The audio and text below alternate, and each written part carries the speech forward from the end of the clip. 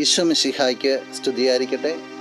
പ്രിയ സഹോദര സഹോദരി, നിനക്ക് നല്ല ഒരു ദിവസം ഉണ്ടാകട്ടെ എന്ന് ആശംസിക്കുന്നു, പ്രാർത്ഥിക്കുന്നു.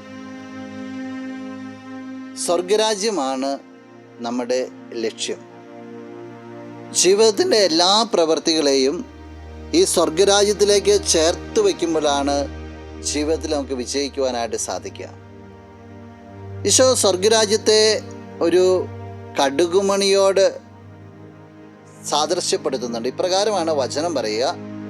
വിശുദ്ധ മത്തായി അറിയിച്ച സുവിശേഷം 13-ാം അധ്യായം 31-ാം തിരുവചനം. വേറൊരു ഉപമ അവൻ അവരോട് പറഞ്ഞു, സ്വർഗരാജ്യം ഒരുവൻ വയലിൽ പാകിയ കടുകുമണിക്ക് സദൃശം.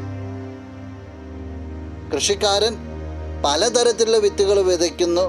എന്നാൽ ഈ കടുകുമണിയെക്കുറിച്ച് എടുത്തു പറയാൻ കാരണം അത് ഏറ്റവും ചെറിയ ഒരു വിത്താണ്, ഏറ്റവും ചെറുത്.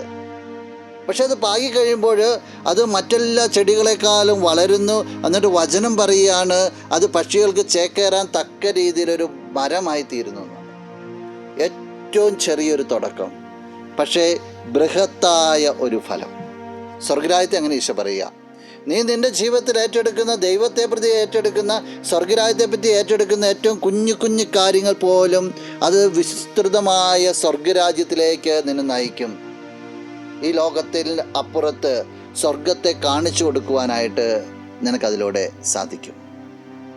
സ്വർഗരാജ്യത്തെ മഹത്തരമാക്കുക, സ്വർഗരാജ്യത്തെ മറ്റുള്ളവർക്ക് മുമ്പിൽ കാണിച്ചു കൊടുക്കുക, അത് നിൻ്റെ ദൗത്യമാണ്. നമുക്കൊന്ന് പ്രാർത്ഥിക്കാം. കണ്ണുകളടച്ച് കരങ്ങൾ കൂപ്പും. നല്ലവനായ കർത്താവേ, നിന്നെ അങ്ങ് സ്തുതിക്കുന്നു, ആരാധിക്കുന്നു, മഹത്വപ്പെടുത്തുന്നു. നിന്റെ നിറ സാന്നിധ്യത്തിന് നന്ദി പറയുക. സാധിക്കുന്ന രീതിയിലെല്ലാം സ്വർഗരാജ്യത്തെ വളർത്തിയെടുക്കുവാനായിട്ട്, സ്വർഗരാജ്യത്തോട് ഒട്ടിച്ചേർന്ന് നിൽക്കുവാനായിട്ട് ഈ വ്യക്തിയെ നീ അനുഗ്രഹിക്കണമേ. ഈ ദിവസത്തിന് വേണ്ട കൃപകൾ, നന്മകളെല്ലാം നൽകണമേ, ഇപ്പോഴും എപ്പോഴും എന്നേക്കും.